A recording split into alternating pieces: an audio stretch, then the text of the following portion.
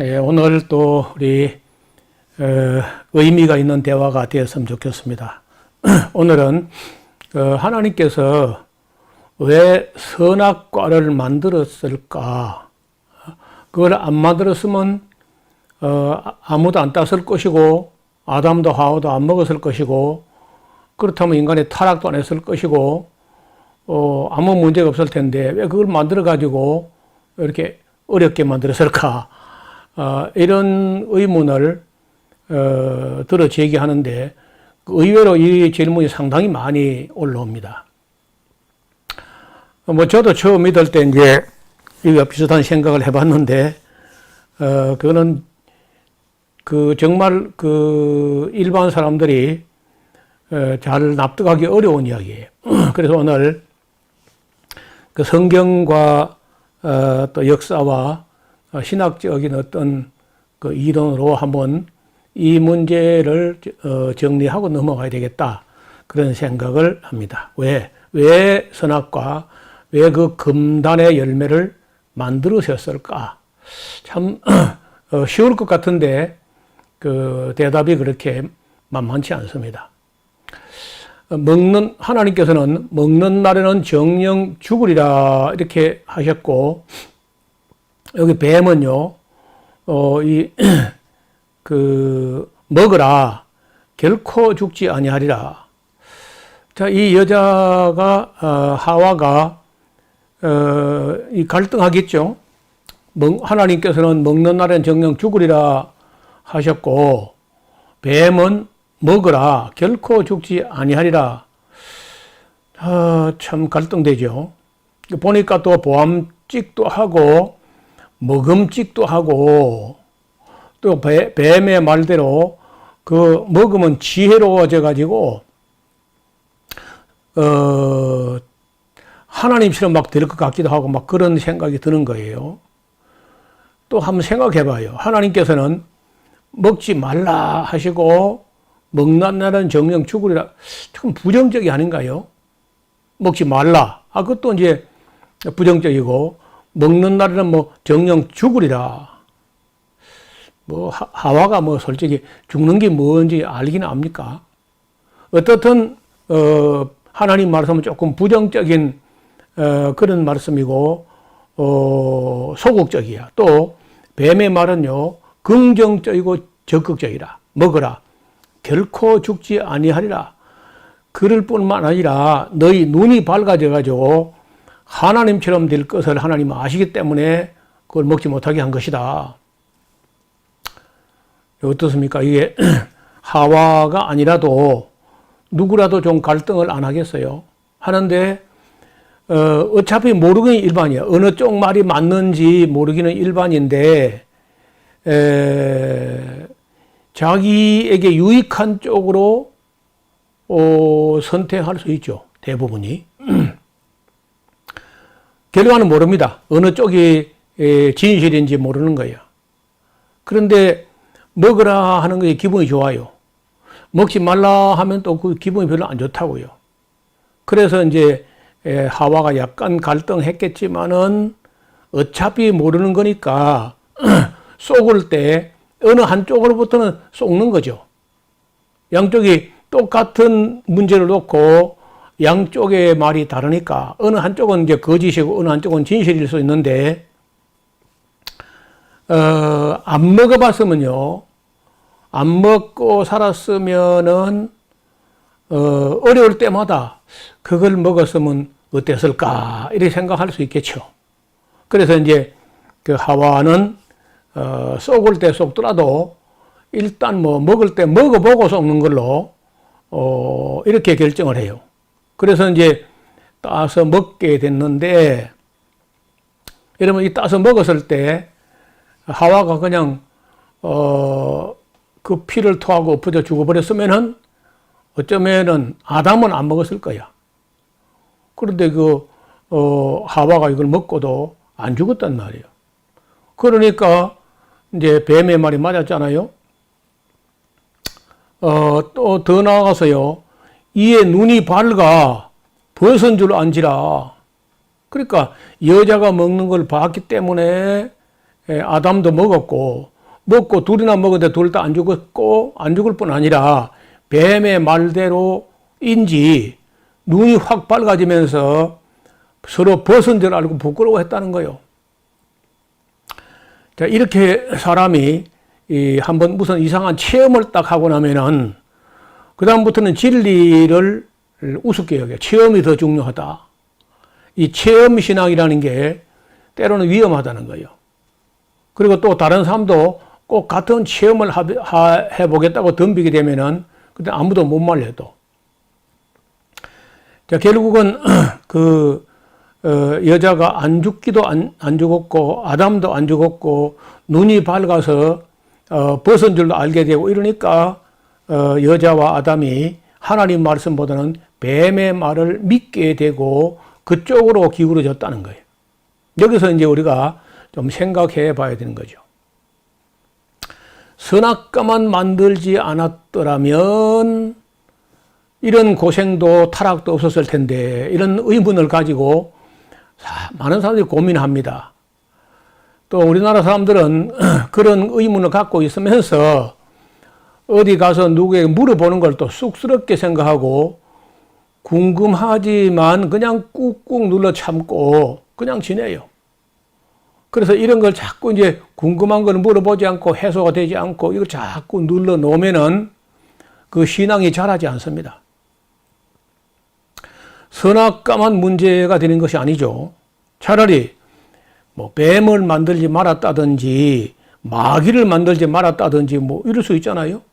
그러니까 이런 수많은 근본적인 질문, 아주 근원적인 본질적인 질문들이 우리 창세기 공부할 때 해소가 돼야 되는데, 이런 걸 대개 이제 이 기독교 변증학적으로 이런 문제를 꼼꼼하게 공부하고 넘어가는 게 아니고 대충 믿고 그냥 대충 신앙생활하고 막 충성 이렇게 그냥 밀어붙이면은 많은 문제가 해결이 안 된 채 그것이 마음속에 무슨 그 독소나 아니면 곰팡이처럼 우리 영혼을 병들게 해요. 그래서 진리를 밝힐 때는 아주 중요한 교리나 진리를 명확하게 밝혀서 마귀가 틈을 탈 여지를 주지 않아야 돼요.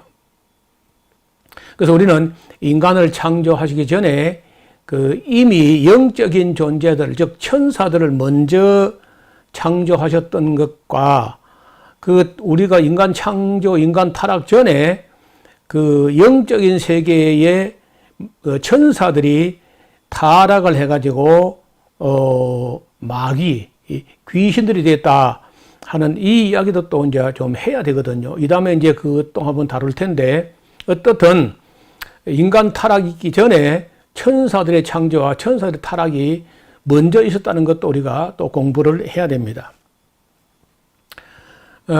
따라서 인간 타락이라는 주제를 다루기 위해서 그 앞서서 이제 천사의 타락까지 소급해 볼 필요가 있는데, 천사들이 타락한 것이나 인간들이 타락하게 된 근본적인 문제는요, 천사들과 사람들에게 자유의지를 주셨다는 데 문제가 있어요. 그럼 또 왜 자유의지를 주셨느냐? 아니, 선악과를 만들든지 뭐 해도 자유의지만 안 주셨다면은 그러면 안 땄을 거 아니야. 따지 마라 하고 따지 못하게 만들었단 말이죠.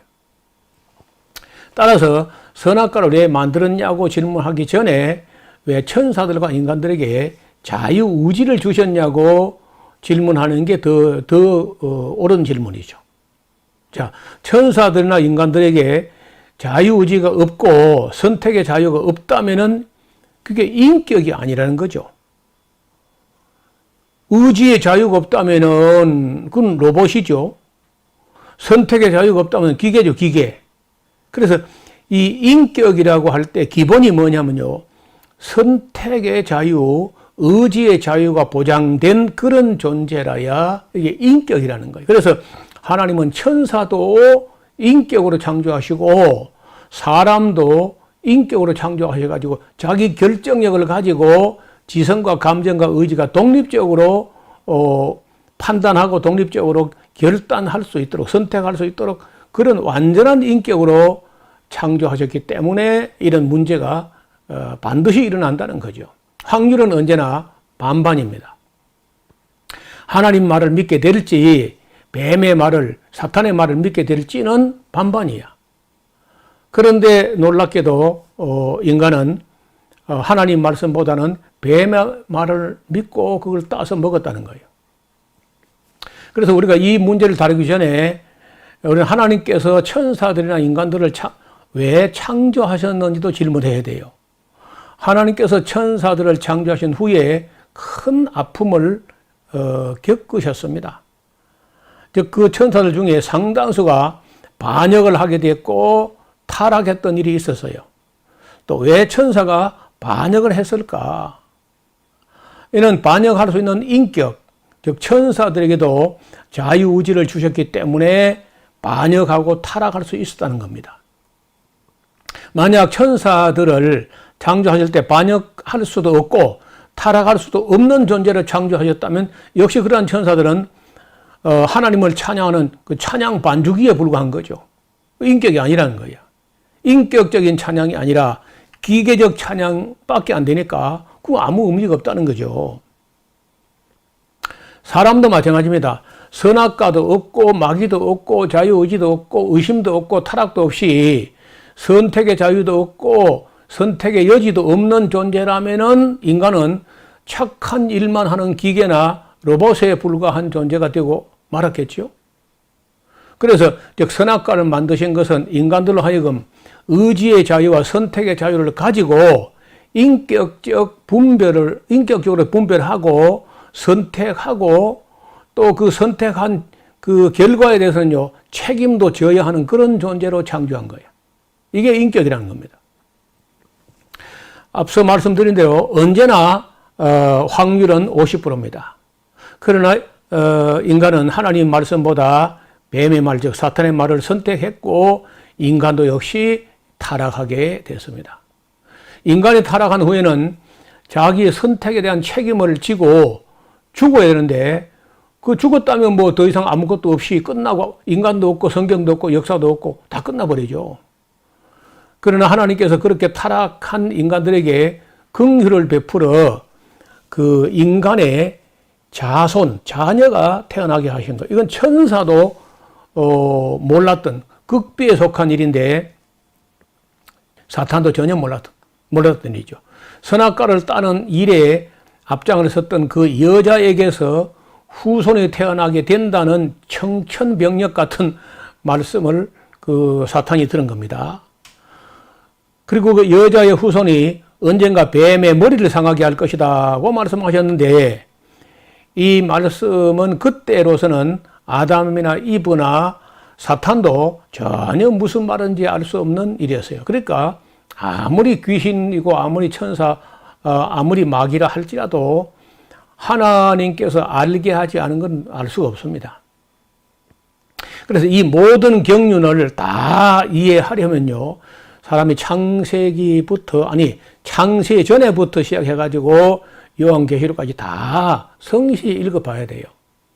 결국 그 선악과는 인간에게도 의지의 자유와 선택의 자유가 주어졌다는 증거이고, 또 선택의 자유를 가지고 자유의지를 따라 선택한 인격은 자신의 자유에 대한 책임을 져야 하는 존재임을 나타내는 하나님의 지혜였다는 거예요. 그렇게 한번 타락한 아담의 후손들은 영원히 심판하신 것이 아니라 깨달았다면은 즉 영원히 심판해 그 끝장나버린 게 아니거든요. 이걸 깨달았다면 인간은 다시 하나님께로 돌아와서 그 관계 회복의 기회를 주신 것입니다.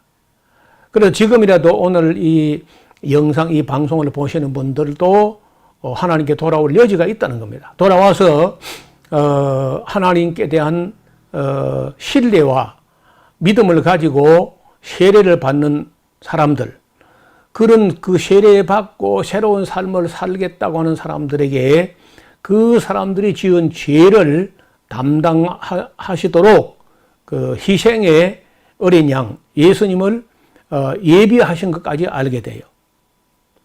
그래서 이 모든 것이 다 성경에 기록해 두신 것인데 우리가 이러한 시간을 가지는 이 방송에서 기독교 교리의 변증학을 변증하는 이런 시간을 가져보는 것도 여러분들이 이런 의문 때문에 생각이 막혀버리고 거기서 포기해버리고 또다시 그저 세상으로 나가서 돌아서 버리면 곤란하기 때문에 이왕에 하나님을 인식하기 시작했다면은 이 기본적인 본질적인 문제를 바르게 인식을 해야만 우리 기초가 탄탄해져서 우리 믿음이 자라날 수 있다는 것입니다.